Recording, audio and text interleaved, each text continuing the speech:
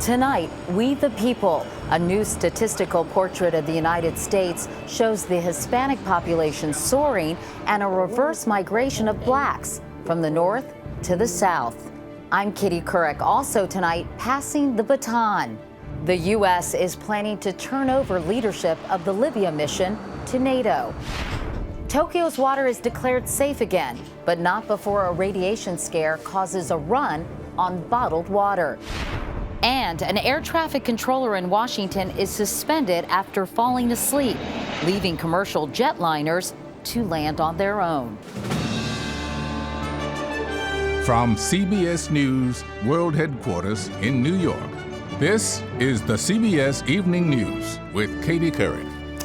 Good evening, everyone. Every so often, the Census Bureau gives Americans a look in the mirror to see exactly who we are and how we're changing. And a report from the Bureau today says one thing that's changing is the racial and ethnic makeup of the country, with the Hispanic population growing rapidly. 1 out of 6 adults is now Hispanic, as is 1 out of 4 children. In the past 10 years, the overall U.S. population has grown by 27 million to 308 million, and Hispanics account for more than half the increase. More now from Nancy Cordes. Salt Lake City's newest grocery store caters to a group that census figures show is growing even faster than expected.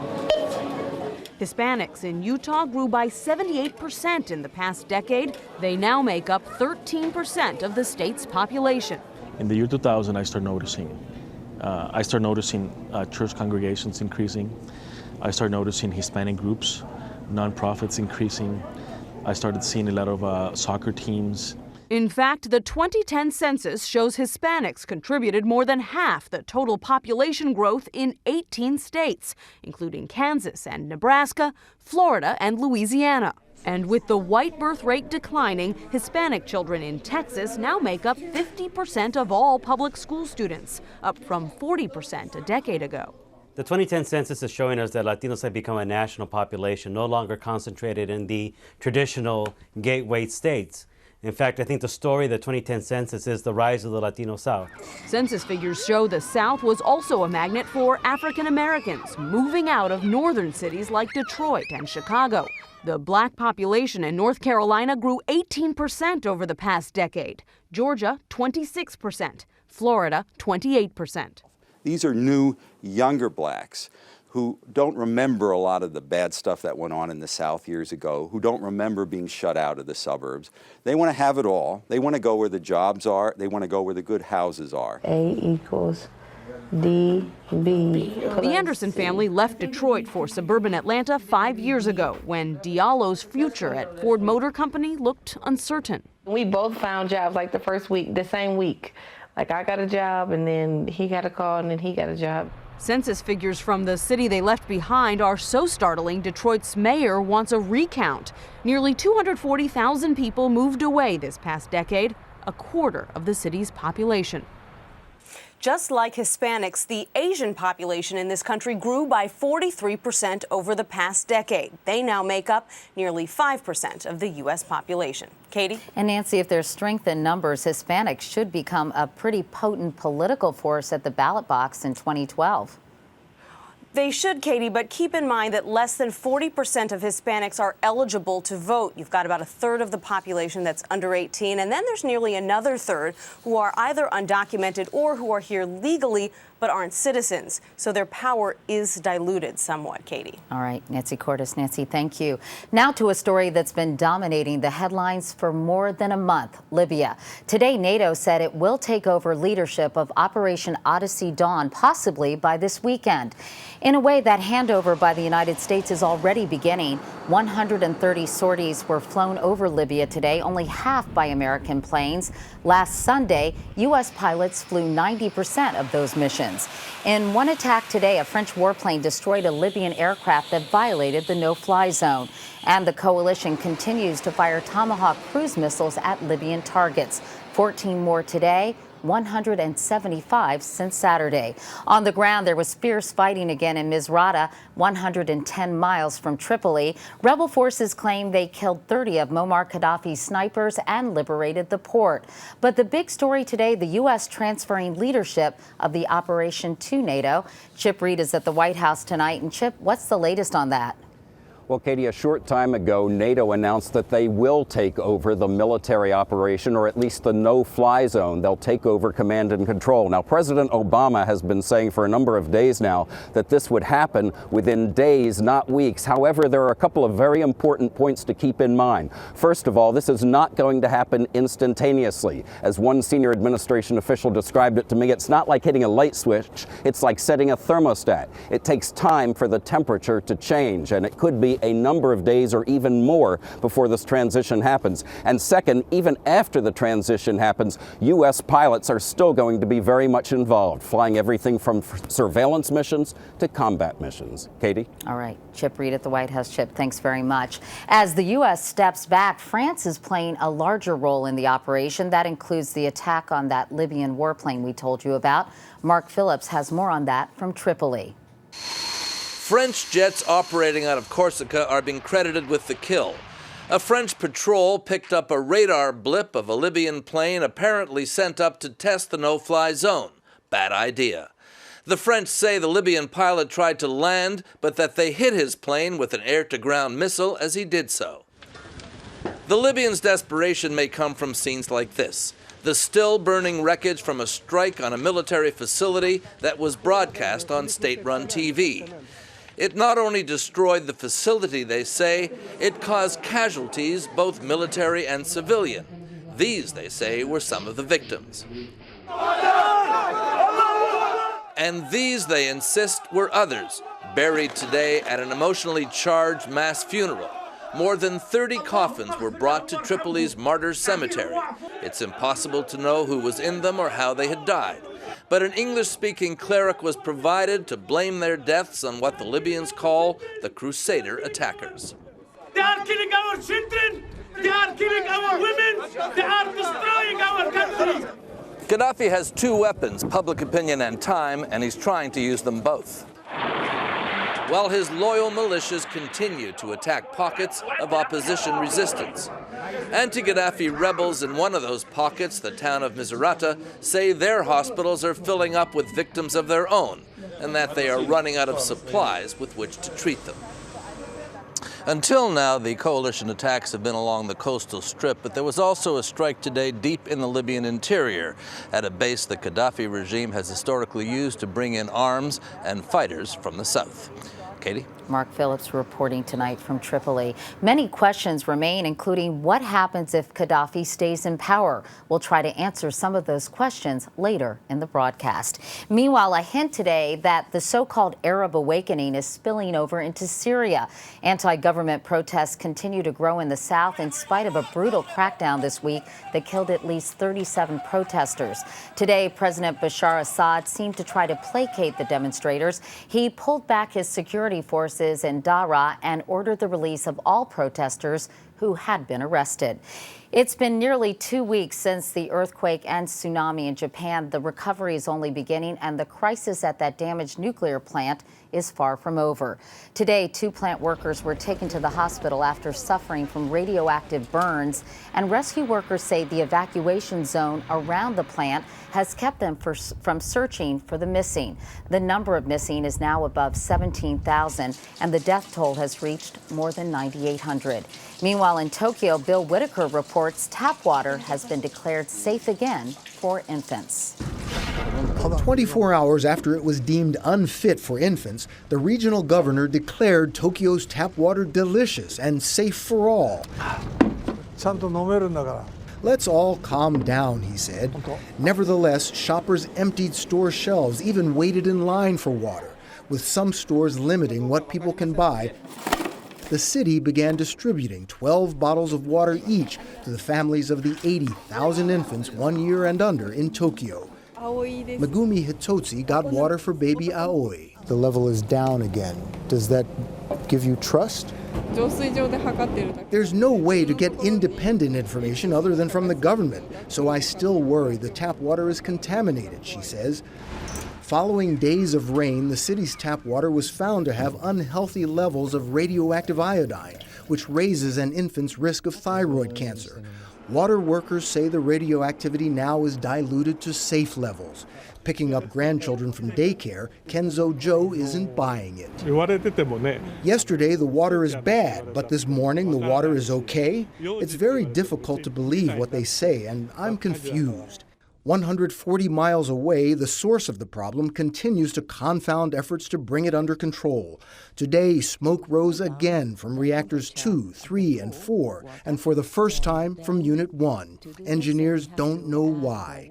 Now, new fears the seawater used to cool reactors may have encrusted them in salt that could be holding heat in, making the situation worse. Today, 2 workers were rushed to the hospital with radioactive burns after their feet came in contact with water at the plant. And another sobering note. Today, the government official in charge of the nuclear operation warned the Japanese people to stay on their toes. He fears they might be becoming too optimistic, his words, about success in this crisis. Katie? Bill Whitaker in Tokyo tonight. And there are new questions tonight about safety procedures at nuclear plants right here in the U.S. A report from top federal regulators say safety guidelines for the nuclear industry are, quote, contradictory and unclear. Their investigation found at least 24 cases of possible equipment defects that went unreported.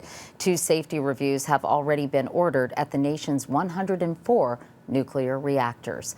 To another safety issue now. We told you the story last night. Commercial jetliners approaching the airport in the nation's capital just after midnight, ready to land, and the air traffic controller can't be reached. Today we learned what many suspected. The controller was asleep. Bob Orr reports it was a wake-up call for him and the FAA. Moving to calm nervous flyers, the FAA today suspended the air traffic controller, who was working alone yet missing in action when 2 passenger jets landed at Reagan National Airport early Wednesday. As a professional pilot for more than 25 years, I am outraged by this, and we have an investigation, and we will get to the bottom of it. I want to know why this happened. American Airlines Flight 1012 was minutes from landing when the pilots radioed the Reagan National Control Tower. Getting no answer, they called a regional air traffic facility for help, but controllers there had no better luck raising the tower. Reagan 1012 called a couple times on landline, and guys are calling on the commercial line, and there's no answer. The jet, with 97 people on board, then circled the airport as a precaution before landing safely with no assistance from the tower. Minutes later, United Airlines Flight 628 was approaching the same runway. The tower was still silent. United 628, just so you're aware, there's had 1 aircraft go into DCA. The tower is apparently unmanned. That plane, with 68 people aboard, then landed on its own. The veteran controller, a supervisor with a clean safety record over 20 years, says he fell asleep. He told NTSB investigators he was working a 4th consecutive overnight shift. Now 2 controllers are working the midnight shift at Reagan, and the FAA is re-examining other staffing. About 30 airports, most of them smaller facilities with light overnight traffic, have single controllers working overnight. Now, the passengers on the 2 flights Wednesday were in no real danger, and the pilots were never actually flying blind. But something clearly went wrong at this airport, right across the river from the White House. Katie? Bob Orr. Bob, thank you. And still ahead here on the CBS Evening News, fierce on the field and in the fight against breast cancer. But up next, David Martin tackles the 3 most pressing questions about the U.S. operation in Libya.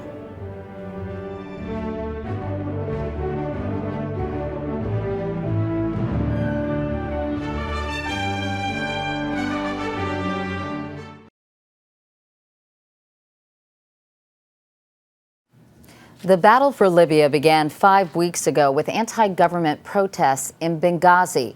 But when and how will it end? As David Martin reports, the answers are not so clear-cut. The most pressing question: can Allied aircraft stop the Libyan army from killing civilians?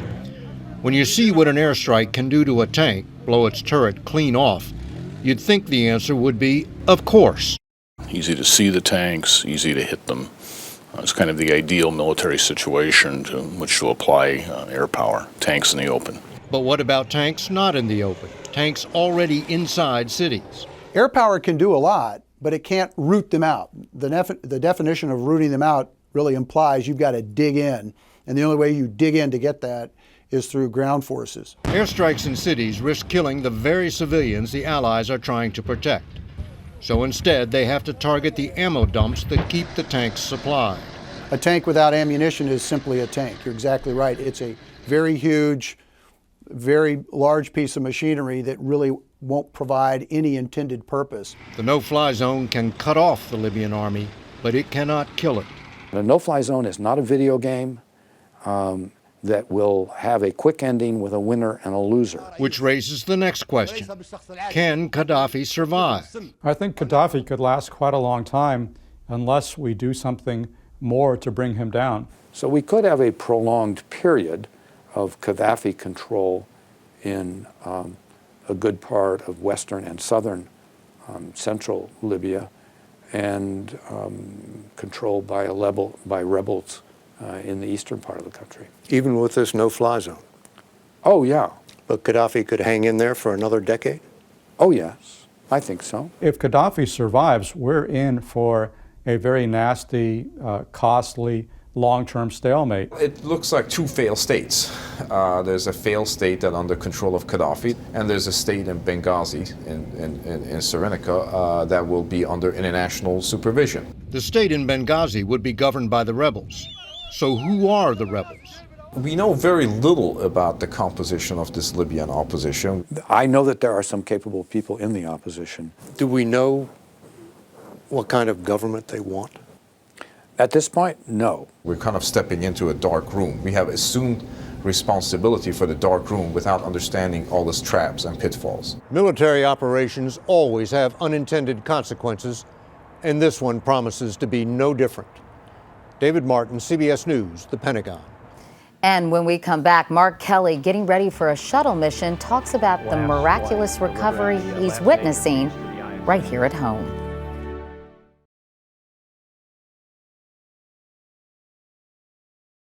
In Houston, these are busy days for astronaut Mark Kelly and his wife, Congresswoman Gabrielle Giffords. He's training for next month's space shuttle mission. She's in rehab, recovering from that assassination attempt in January.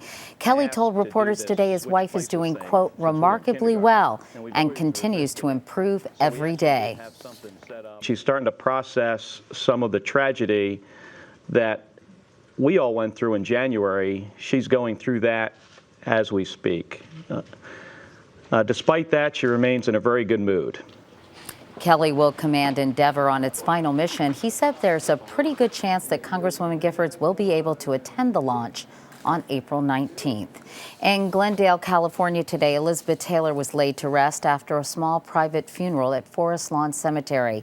Many celebrities are buried there, including Taylor's good friend, Michael Jackson. Taylor died yesterday of congestive heart failure. She was 79. And coming up next, an NFL player honors his mother by taking on an opponent she couldn't beat.